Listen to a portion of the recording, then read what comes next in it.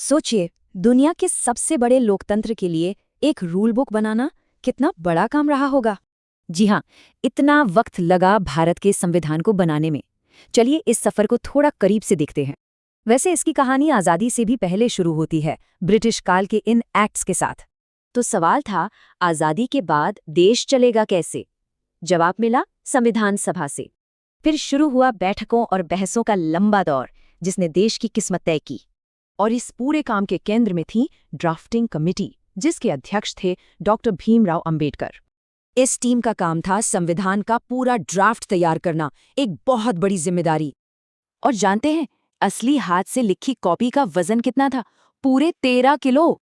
संविधान की शुरुआत ही इन दमदार शब्दों से होती है, हम भारत के लोग। दिलचस्प बात यह है कि प्रस्तावना भी समय के साथ बदली है, इसमें कुछ नए शब्द भी जोड़े गए। पहले इस पर बहस थी, पर 1973 में सुप्रीम कोर्ट ने साफ कर दिया कि ये संविधान का ही हिस्सा है।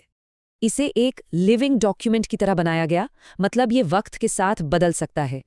और ये बदलाव हुए हैं संशोधनों से, जैसे वोटिंग की उम्र 21 से घटाकर 18 करना।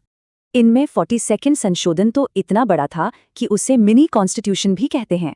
पर क्या संसद कुछ भी बदल सकती है? यही सवाल 1973 में सुप्रीम कोर्ट पहुंचा। और यहीं से आया बेसिक स्ट्रक्चर डॉक्ट्रीन, यानी मूल ढांचे का सिद्धांत। इसका मतलब है कि संसद संविधान की आत्मा, यानी उसके बेसिक स्ट्रक्चर को नहीं बदल सकती। तो ये बेसिक स्ट्रक्चर है क्या? ये हैं वो विचार जिन्हें कोई छू नहीं सकता। अब तक इसमें 106 बार बदलाव हो चुके हैं, जो इसकी फ्लेक्सिबिलिटी को दिखाता है। तो 75 साल बाद भी ये कहानी जारी है। इसका अगला चैप्टर क्या होगा, ये देखना